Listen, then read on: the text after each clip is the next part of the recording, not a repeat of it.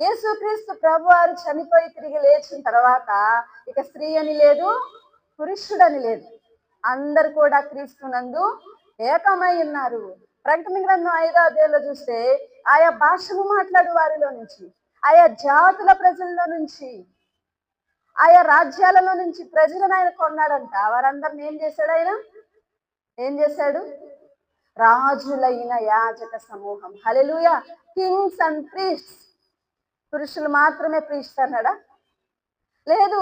ఎవరెవరైతే మనుషులలో నుండి యేసుక్రీస్తు ప్రభువారి యొక్క రక్తము ద్వారా విమోచించబడ్డారో, ఆయన రక్తము ద్వారా ఎవరిని కొన్నాడో వాళ్ళందరూ కూడా ఏంటి?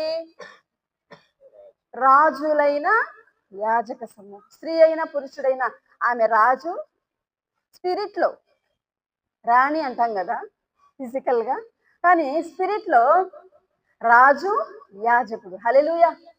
ఆమె స్త్రీ అయినా పురుషుడైనా ఎవరైనా సరే యేసుక్రీస్తు రక్తంలో విమోచించబడి ఆయన రక్తము ద్వారా కొనబడిన వారు రాజులైన యాజక సమూహం అన్నాడు ఆయన. హల్లెలూయా.